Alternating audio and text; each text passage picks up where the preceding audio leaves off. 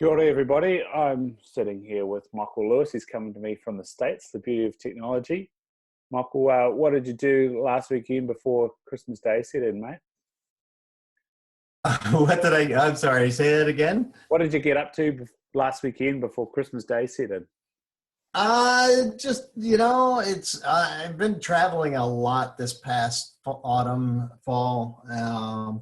So it was good. I just got back from Las Vegas right before Christmas from a conference, and just was able to enjoy some time. My kids home from from university, and so just spending time with them. Beautiful. What's the response like in the conference scene? It's been really overwhelming. I've been talking more. There's a lot of interest. I know we're going to talk a lot about omega-3s today, but there's a lot of real big interest in the U.S. About CBD, cannabidiol. And so basically conferences are like, hey, that fish oil stuff is really important, but talk to us about CBD. And they can't put enough seats in the room when there's a CBD conference or lecture. Yeah, we'll definitely get into that. So for anybody out there who doesn't know you, who is Michael Lewis today? Well, my quick background, as quick as you can make it, is I am a very traditionally trained doctor. I went to my father was a general surgeon. My mother was a nurse. I've had a very kind of a widely varying career or life or whatever you want to call it. So I went to the U.S. Military Academy at West Point for undergrad, commissioned in the Army, spent 5 years in the Army, decided I really wanted to be a doctor when I grew up, and went to Tulane Medical School, very traditional medical school. Every intention of being a surgeon like my father, and after a surgical internship, the Army sent me out to do general practice for a few years. I discovered nights and weekends that surgeons don't know anything about, and ended up deciding to go into preventive medicine and public health, and how to keep people healthy and out of hospitals. And spent the next 15 years or so in the Army, doing everything from being stationed in Bangkok, Thailand, and hunting infectious diseases, to being at the medical school teaching and right outside of Washington, D.C. And now, we got wars going on, and you start to think, what can I do to help our soldiers coming back from Iraq and Afghanistan? And particularly with these traumatic brain injuries that were starting to crop up. And so I kind of put two and two together and came up with an odd number, and went to the head of research and said, hey, is anybody looking at the use of omega-3 fatty acids like from fish oil to help our soldiers recover from traumatic brain injury? And his answer was actually, no, why don't you? And so that was kind of a career change. That was about a dozen years ago. And so I pursued that first in the Army. And then when I retired, I started a small nonprofit to get that education out to people and try to foster some more research, and eventually started seeing patients on the side as well. Yeah. And like I said, it was a dozen or so years ago, and now we're sort of go, what we've been doing might not be any good. What's out there? 12 years ago, Michael Lewis thought about this. 12 years ago, there was it's an uphill battle. I mean, the medical community, the traditional medical community, doesn't pay any attention to nutrition. And then to kind of tie it together with concussions, traumatic brain injury, we don't have anything. Anything that's gone to clinical trials has failed. And so the standard of care for traumatic brain injury or concussions is really let time heal the brain, or this is your new normal, or sorry about your bad luck. Or in more severe cases, your kid's in a coma after a car accident, is pull the plug, there's nothing we can do. And that just didn't sit right with me. And so I looked at what's the brain made of, and it's made of fat.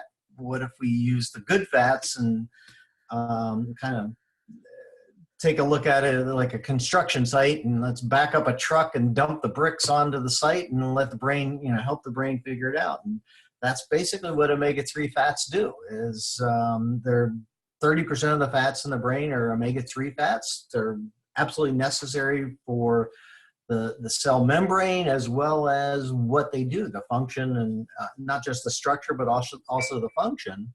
And how they balance and help resolve inflammation. So kind of came along the theory that after a brain injury, all these things happen, and it starts this inflammation cascades that can continue to burn and churn through the brain for months or years or even decades. And so how do we deal with that chronic inflammation? How do we turn it off, or how do we resolve it? And that's exactly what omega-3s can do. And so you said, we look at the good fats, if you want to put commas around it. And that's the key factor of them, the resolving of the inflammation, because of course the initial inflammatory process is necessary to protect us and get enough blood to the area so that it can repair. But like you said, it's no right. goes on and on and on. Inflammation is life. I mean, you need inflammation to get those cells in there to start, cleaning up the accident site in the brain, for example. I mean, if you think about it, if I punch you in the shoulder and you got a bruise on the shoulder, that's, there's going to be a little bit of inflammation there, because you need to get those cells in there to start the repair process. But we also need to resolve it. And in the brain, it's even more important. And our diets, the Western diet today, has set us up to where it's kind of throwing fuel on the fire of inflammation, and how we eat, what the quality of the food is, the junk foods, the vegetable oils, the bad fats. And so those are all things that just like throwing fuel on the fire to keep the inflammation going, and without resolving it. And that's why we need to sort of plus up the omega-3 side of things to help resolve the inflammation. Nice. And so you touched on there that this sort of stuff comes from vegetable oils, and in the optometry field, I'm continuously seeing shocked faces when I say, if you don't want macular degeneration, don't eat vegetable oils. Now, the eye is probably just an extension of the central nervous system. What's the sort of paradigm when you go back just a few centimeters to the brain, where you've got this balance between omega-6 and omega-3, and like you said, you want to have 30% of that brain made up of omega-3s? Well, yeah, I mean, the highest concentration of omega-3s in the entire body is the retina. So, and the second highest is the brain, and the third highest is the male testicles, or so. Depends on what your priority is, I guess. But omega-3. So when you talk about the eyes and macular degeneration, yeah, there's some direct correlation, because that's the most concentrated part, the most concentrated area of omega-3s in the body. And so, how I came across you is I was listening to Tucker Goodrich, who's big on the we should avoid omega-6s, and I'm probably there with him in most of the way. And he was, I think, on the Diet Doctor, no, not the Diet Doctor podcast, Berkshire's low carb cardiologist, and he mentioned this traumatic brain injury sort of risk from a high omega-6 diet, that we could if we've got a high omega-6 intake, that our risk of damage from concussion is higher. And I sort of flicked him a message on Twitter. He said, have a listen to Michael Lewis on Dr. Bubb's podcast, the performance podcast. And what you sort of said on there is, we could take the approach that, hey, let's get some omega-3s in, and like you said, put some building blocks there. Or in our diet, and you said what it all comes back to is diet and lifestyle. some of the things that now our Western society may have got wrong. We don't know, but this soybean and vegetable oil, why is it there? I think you said about making sure that things can stay on a shelf. Well, it's food that can stay on the shelf. You can produce it in mass quantities, basically corporate farming. It's shelf stable, and it's a great calorically dense source of food. And when basically in the late 1960s in the United States, when the advent of the farm bills to basically how do we get more caloric, how do we have starving children in the United States when we put a man on the moon and so on, so how do we grow food as efficiently as possible? And soybean fit that bill. And we didn't really know about omega-6s and omega-3s back then. It just seemed like a really good idea. And so it's unintended consequences, but now soybean oil is the most consumed vegetable oil, at least in the United States, and I'm sure in pretty much every Western society, because it's in everything. It's used to process food to make things shelf stable, but it's also the animal feed. So whether if your barnyard chicken versus your corporate grown chicken, is probably being fed soy, and farmed fish, for example, probably being fed soy as well. And so you lose a lot of that benefit of because the ratio of omega-6s to omega-3s in soybean is so distorted towards omega-6s that it's the biggest source of omega-6s and pro-inflammatory ingredients in our diet today. Yeah, while we're there, you see a few memes coming out now of comparing farm-raised versus wild-caught salmon, and you just said there that a lot of these farmed salmon are being fed omega-6. Are we still at a good ratio there though? Like, are we, it's better than no salmon at all. So you are getting some, but if it's not just what you eat. It's also it's the food chain. So it's what's the animal being fed, whether that's a chicken or a salmon. What is it being fed, or what is it feeding off of? So when you look at say fresh New Zealand or Australian lamb, they're out grazing and eating grass, and that's a good source of omega-3s versus or grass-fed beef versus the sort of back to that corporate farming of beef, where it's corn-fed or grain-fed beef. It doesn't have the same omega-3 levels. So it's the food chain concentrates the omega-6s and the omega-3s. And so if you're feeding salmon soybean oil, it's concentrating it, and so we're not eating as healthy nearly as what we could be if we're eating more fresh, pasture, grazing type of animals. And now I'm sure that's sort of the rabbit hole that you've been down. How did you said you were conventionally trained, you're in a society that thought, the soybean oil was a good idea. How did you all of a sudden go, I wonder if there's a link of omega-3s with this brain injury stuff? Where did that come in, if you can remember? It was a couple of things. One was I got exposure to a couple of good companies that had omega-3 products, and I started hearing stories about people that were struggling with allergies and other health issues, and when they started taking good quality fish oil, that a lot of that disappeared or dissipated.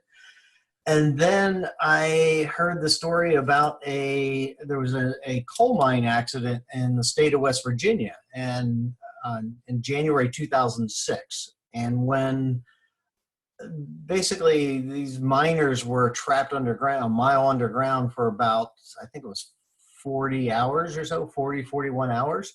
And by the time they got down to rescue them, there was only one guy that was barely alive. Everybody else had died, succumbed to carbon monoxide poisoning and methane gas poisoning. And so the one guy that had survived, and so basically they did everything they could for the carbon monoxide poisoning, hyperbaric oxygen, and they had, he had kidney failure and renal, liver failure, and so they had to do dialysis and things like that.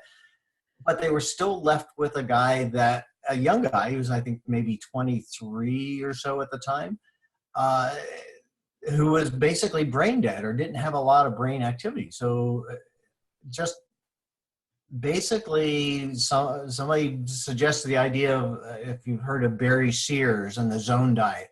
And Barry Sears has been talking about omega-3s and inflammation for decades.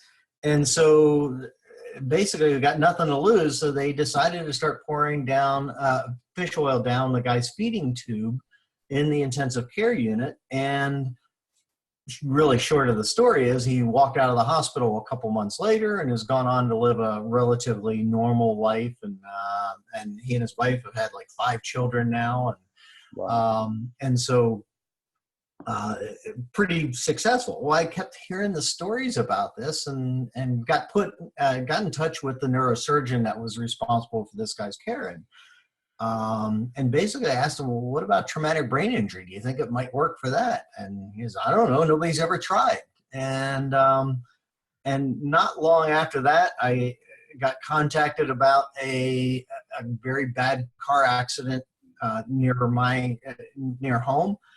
And somebody called me and said, hey, would you talk to the father? Or, what do you think about using high dose fish oil like they did for that mine accident guy? I don't know. Nobody's ever tried, and I was able to convince the neurosurgeon to try it. And the short answer to that one is 3 months or 2 months later, that kid went to his high school graduation when, that first weekend, parents were being told, pull the plug. He has no chance of survival. And in fact, I literally just got off the phone with him about an hour ago, and he's doing pretty well. Awesome. And it was a very inspiring case study to read. It was super cool. One of the other papers you've been involved with is looking back to your military days in post-traumatic stress disorder with the omega-3s, and then people that unfortunately go on to commit suicide. One of the interesting things I saw in that paper is that overall the omega-3 status of the military was quite low. Is that why there was there sort of, there was an effect there, but it might have been small because you're working with small numbers anyway, do you think?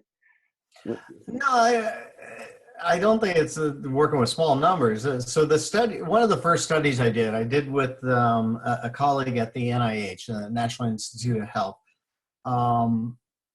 And it's kind of funny how these things happen, right? I didn't know anything about omega-3s. I just had this idea, and that's the head of research was like, nobody else is asking the question. And, so I had to figure out what I didn't know and learn what I needed to know. And so that made me seek out literally around the world the dozen or so people that really knew about omega-3s and inflammation and the brain. And so one of those guys was a psychiatrist at the NIH. And as we're getting to know each other, and I think we were having a beer one night, and he says to me, if we could just draw blood on people before they commit suicide, we could answer a lot of questions. I'm like, well, that's easy. And he looks at me like I'm nuts. And I'm like, no. There's 50 million blood specimens from the DOD sitting in a freezer right outside of Washington, D.C. with all the DOD's data behind it. And they're like, how many do you think we need? And so we came up with 100 per year, 100 documented suicides per year over a period of 9 years. And after 9/11, so from 2002 through 2009, and we took 800, so those 800 well-documented suicides, 800 well-matched controls. But the neat thing about it was we were able to find blood that was less than 6 months old before somebody committed suicide. So we really did draw blood on people before they committed suicide. And we found two things. One was overall, of all 1,600 samples, the omega-3 levels were all ridiculously low, number one. And even once you look at that and you sort of lay them out and look for the natural cutoffs, and one of those cutoffs was 2% of DHA, and 95% of the samples had less than 2% DHA in the blood. So only 5% had more. And the difference between those two was basically an increased risk of suicide of 62%. So 62% increased risk of suicide with low omega-3 levels in the blood, as measured just before, within a few months before a person committing suicide. It's not so good, is it? And no, but it's something you could change for pennies a day. That's right. I mean, literally, take some fish oil supplements, eat some fish.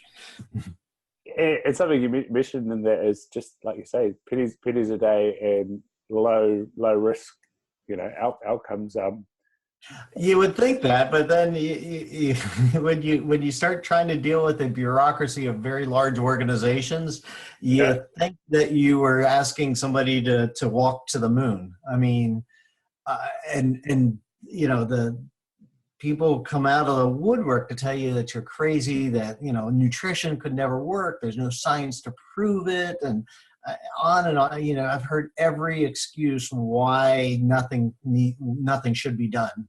Or as one of the generals in charge of the Army told me after he retired, he goes, I did exactly what I did exactly what you told me not to do. I went to the medical people and said, we need to look at this. And they threw every scientific roadblock in the way, saying there's no science to prove it worked. They would rather do nothing than to try something as simple as fish oil.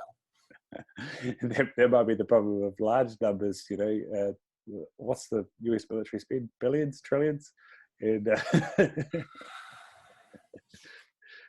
But the sad part is everybody I know, and I know a lot of the generals in the Army from my time there. I mean, anybody that any friends left on active duty are 3 or 4 star generals now. They all take fish oil.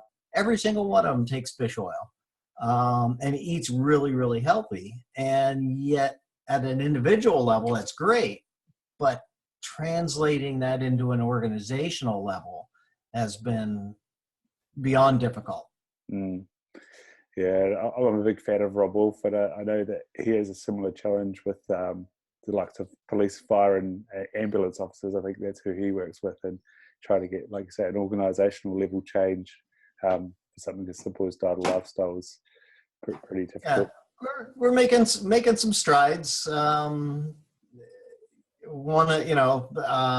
People always say, well, the military. Okay, well, everybody's, well, have you talked to the NFL, the American football? I'm like, I'd rather talk to the military. I mean, but making some strides. In fact, I just had some emails today back and forth with the neurosurgeon that's responsible for the Pittsburgh Steelers football team. And I can tell you that every one of their players is taking fish oil and CBD on a daily basis now. And I know there's a couple other teams, the Green Bay Packers and the Eagles, Philadelphia Eagles, have taken it very seriously. Look, I don't know if you're much of an American football fan, but I mean, Tom Brady, the reason why he's still playing at 41 or 42 years old is because he is absolutely obsessed about his nutritional status. He's not eating a lot of soy. I've got a Patriots hat right there in my cupboard. So Tom Brady, absolutely. And it's funny you say that. I'd rather talk to the military than sport. With Sports Vision, there's a good paper in the States of reducing incidents of concussion. They sort of compared 4 years prior, 4 years after, and they dramatically dropped their rate of concussions. And that was at a time we were reporting across the college college league was going up, so they were doing the right things. And I tried to talk to one of the Super Rugby teams, the Chiefs in New Zealand, and also had a conversation with one of the data analysts from New Zealand Rugby, and got nowhere. And then just reading the legacy book about the All Blacks, and sure enough, they've done sports vision in the All Blacks, and I know the England rugby team's done sports vision. I was like, how does these two things not come together? I just blanked on his name. He was the captain of the All Blacks. I had a great conversation with him in Chicago a couple of years ago. Richie McCaw? Yeah, that's who it was. Had a great conversation. We were talking about, what they're doing, things like EEG, neurofeedback, and all kinds of, whatever they can to get an edge. But they weren't taking fish oil. It's like, well, that's a really simple thing you could be doing. Yeah, which is quite amazing. Rich McCaw is a pilot, and he's a smart bloke. He got given an honorary doctorate from the university he went to, and reading this legacy book, they go from an environment of always learning and stuff. Their strength and conditioning coach works with Grant Schofield, is big on low carb, and I think low carb infiltrates the All Blacks. But yeah, like you say, something simple as fish oil got entered the realm. Yeah. Yeah, you said at the start there that CBD, the interest in that is through the roof. First off, what's slightly different? What is it? Yeah, or even that. What is it? What's slightly different about CBD compared to fish oil, and what makes it that extra bit special? Well, so CBD is short for the three letters, short for cannabidiol, that comes from the cannabis plant. And so, of course, everybody, when you hear say cannabis, the first thing they think about is marijuana, and it's a drug, and it's it's evil, or whatever you want to say about it. That's great. But there's another form of the cannabis plant called hemp, and hemp is basically what made the world go round for thousands of years. I mean, every major culture in the history of mankind has used cannabis as medicinal, but more importantly, the British Empire never would have conquered the world, as it were, if it wasn't for hemp and cannabis, because it's what the sails were made out of. It's what the ropes were made out of. And so, it's been just a mainstay in human society for thousands of years. And it's not until about 100 years ago when it kind of got demonized, got thrown under the bus with marijuana and during the Prohibition era and so on. There's lots of politics behind it, and this, that, and the other, and conspiracy theories and so on. But CBD is not psychoactive. It's the medicinal part of the cannabis plant. THC, which people are probably more familiar with, that's what gets you high. That's the psychoactive part. But in hemp basically has no or very, very trace amounts of THC. So you can't get high from consuming hemp. And CBD, in fact, has just been, well, not CBD, I should say. Hemp has just been made essentially legalized at the federal level in the United States just two weeks ago or so, with the most recent farm bill that was signed into law by the president. So now hemp is essentially legal, lots of restrictions, lots of this and that and the other, but basically it loosens up the federal restrictions on the hemp cannabis plant. And so it doesn't mean that marijuana is legal at all, but hemp is. And so it's the medicinal part. It's huge. So take a step back. You have to understand that our bodies are designed with what is now being called the cannabinoid system, or our endogenous cannabinoid system. So we have these receptors in the brain, we have receptors in our immune system and throughout our body, and we make our own endogenous cannabinoids to keep us in balance. And that's influenced by diet and exercise. And so the endocannabinoid system. It's when it's stimulated, such as like when you're exercising, or if you think about a runner's high, and we used to always call it endorphins. Well, now we know they're actually these cannabinoid chemicals that our own body makes that interact with these cannabinoid receptors that our own body makes. And nature gives us a way to interact with that as well, directly through the cannabis plant, but also just through good diet and exercise. So omega-3s, one of their mechanisms of action is an interplay with the cannabinoid system. And that's why omega-3s help keep your mood elevated or consistent, that the fluctuations and in your mood kind of softens that out. It helps with our energy levels, helps with the brain fog to think more clearly.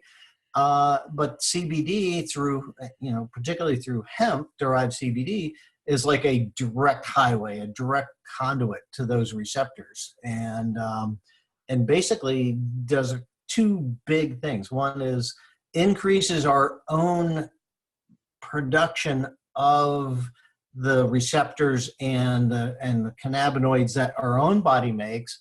And the other one is the stimulation to affect the immune system, and particularly the biggest source, the biggest concentration of our immune system is in our gut.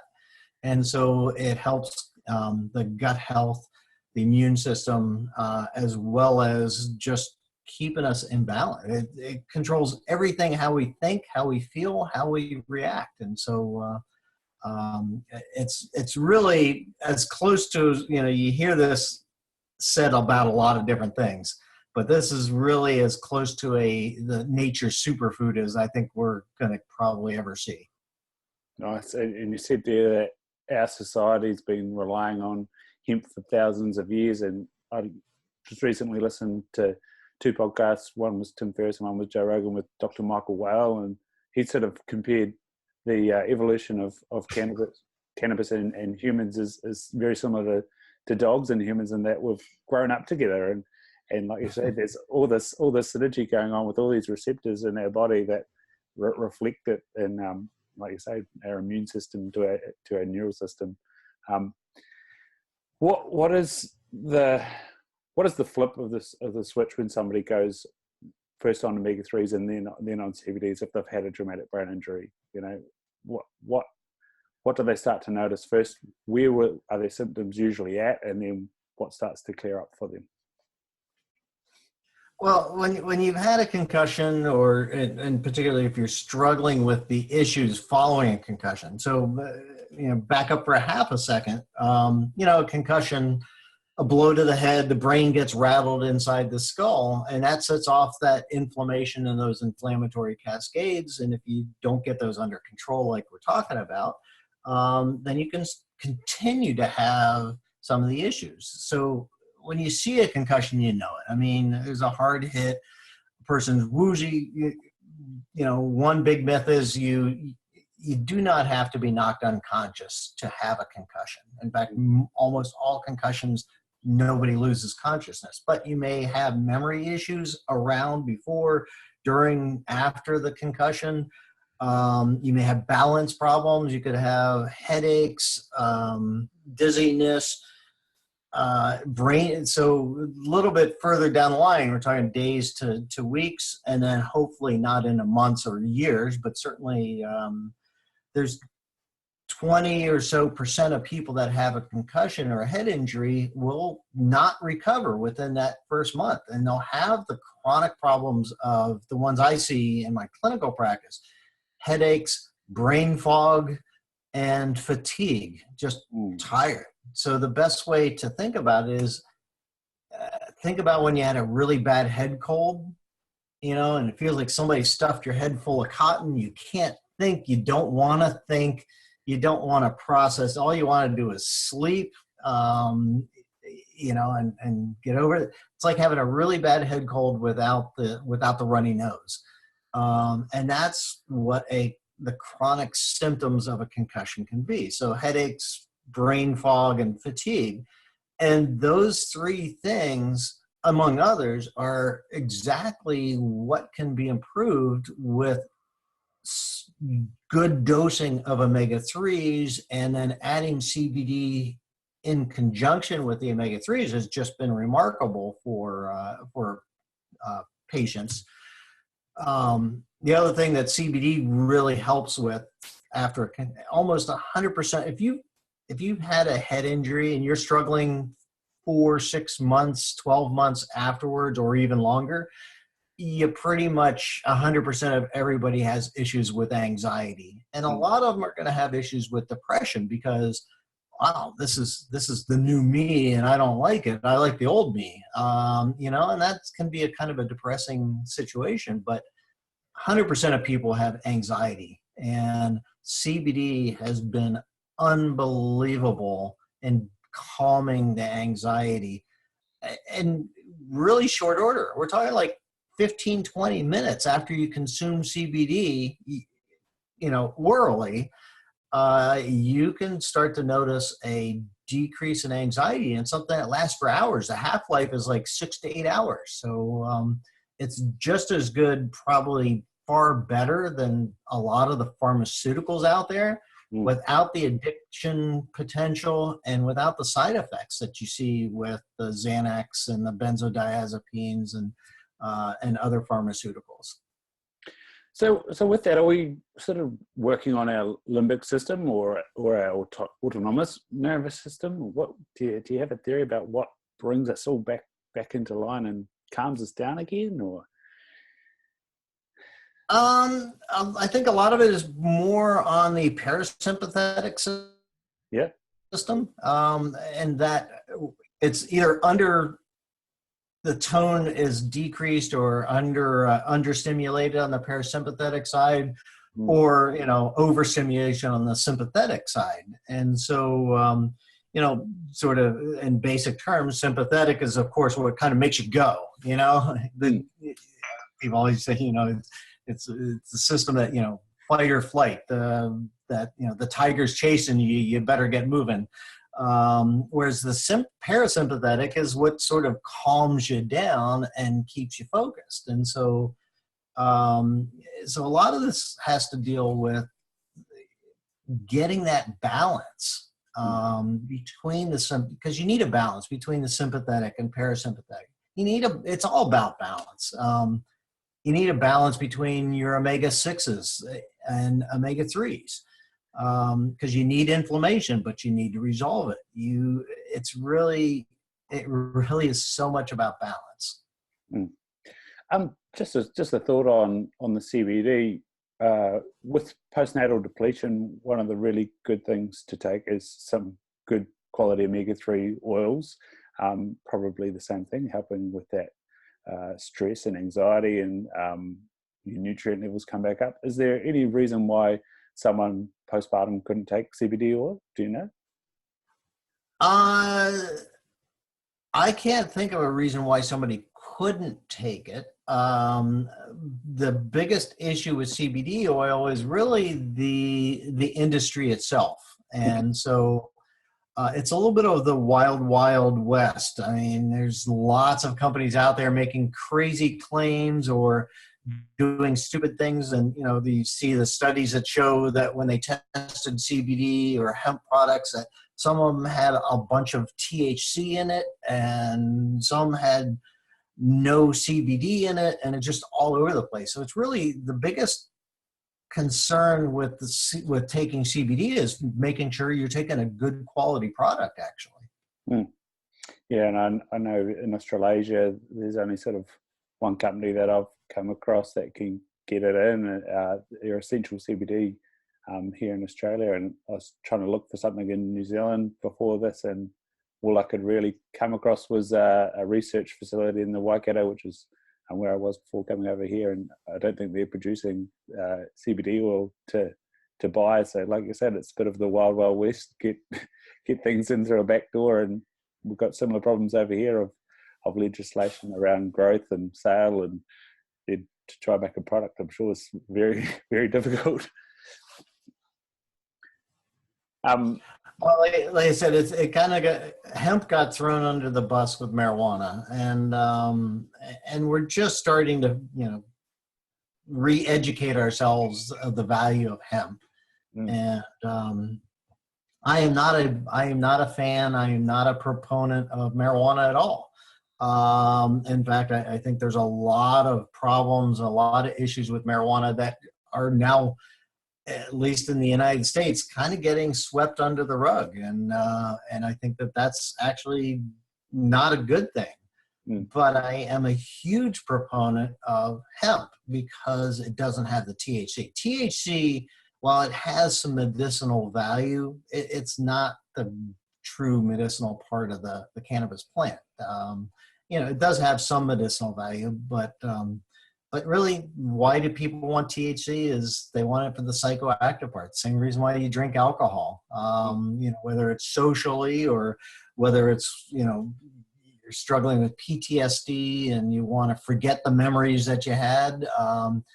You're looking for an escape drug, and that's what THC is. So, it's muddy waters right now for sure. mm.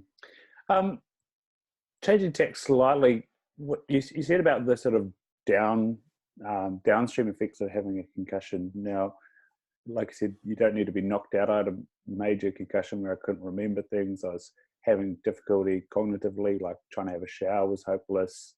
I was trying to get ready to go away after I went and saw the doctor. I couldn't remember the toilet bag that I'd already grabbed 5 seconds ago. And then I took half an hour to get to the doctor, and I went through a SCAT-5 exam with him, and I passed it. And I don't know if I was prepared for a concussion, and that on game day I always made sure I took 6 milligrams of fish oil. I was using ketones and trying to eat on a ketogenic diet at that time, but I managed to recover, and it just might have been half an hour.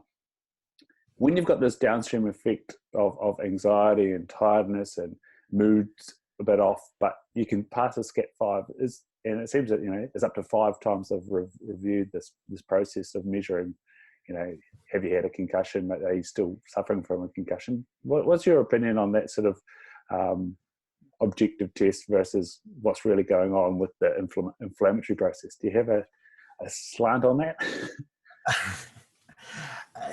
We don't know what we don't know is the easy answer. But how's a concussion diagnosed? I mean, there's no test that tells you you've had a concussion. So it's the true diagnosis of a concussion, they say, is a clinical decision by a healthcare provider.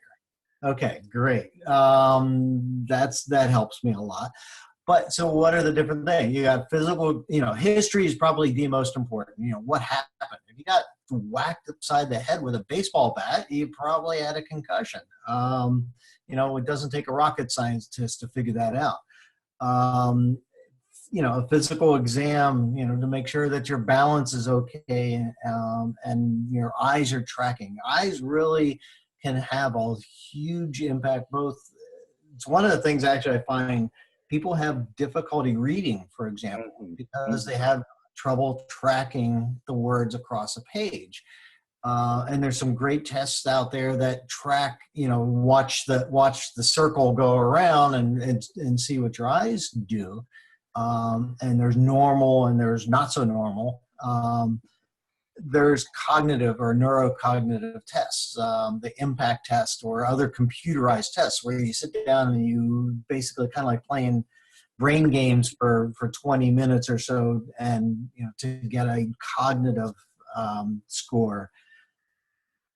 There's some blood tests that are just been approved in the United States for like in the first 24 hours to say whether you've had a concussion. There's other ones that researchers use all the time to track longer term things, and you could always track inflammation markers such as interleukin 6 and prostaglandins and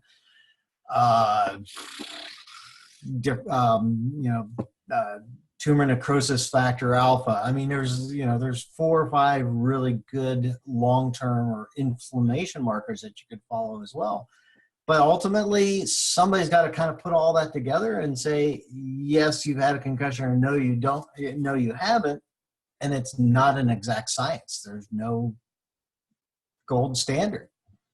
And there's no exact science on treating it. And so there is no standard of care. The only standard of care is, yeah, let's see what happens.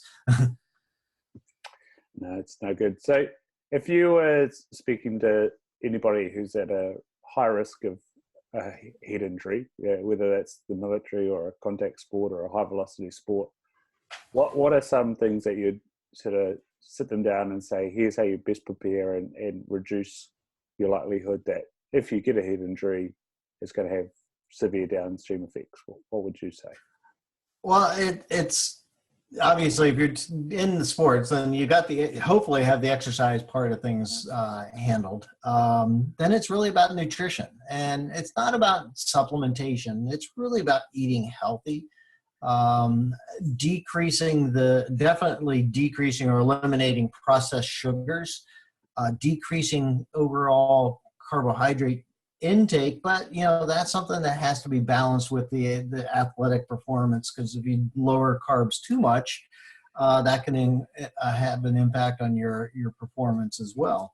But definitely cutting out the processed sugars is a huge first step. And then eating less inflammatory foods and eating better anti-inflammatory foods like seafood, salmon, anchovies, sardines, shellfish.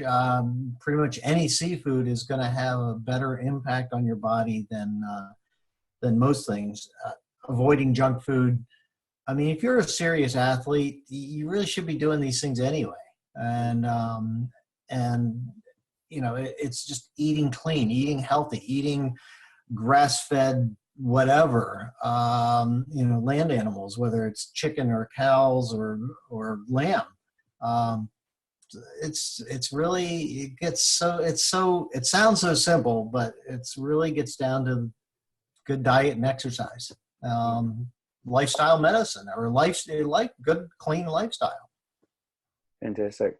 And so if people want to know more about you and know more about this, I believe you've got a book out there, and where's the best place that people can find you? You can find my book, When Brains Collide. It's available on Amazon. I get a few orders here and there from Australia, so I know it is available on Amazon Australia.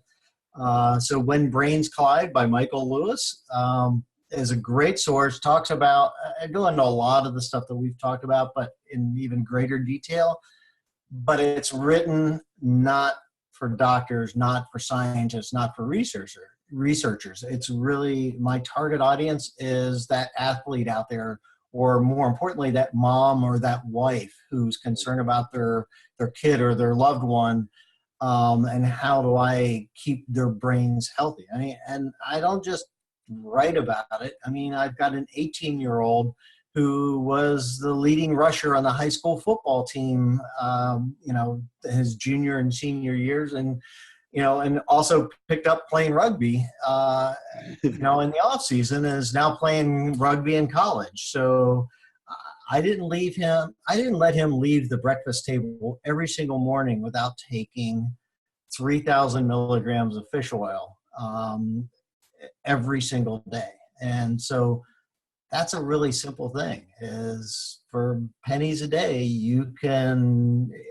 even if you're eating healthy, eating lots of seafood, it's never a bad idea to add some supplementation. It's not a replacement, it's supplements what we're eating, and that's simple, easy to be done. Long answer to When Brains Collide is available on Amazon.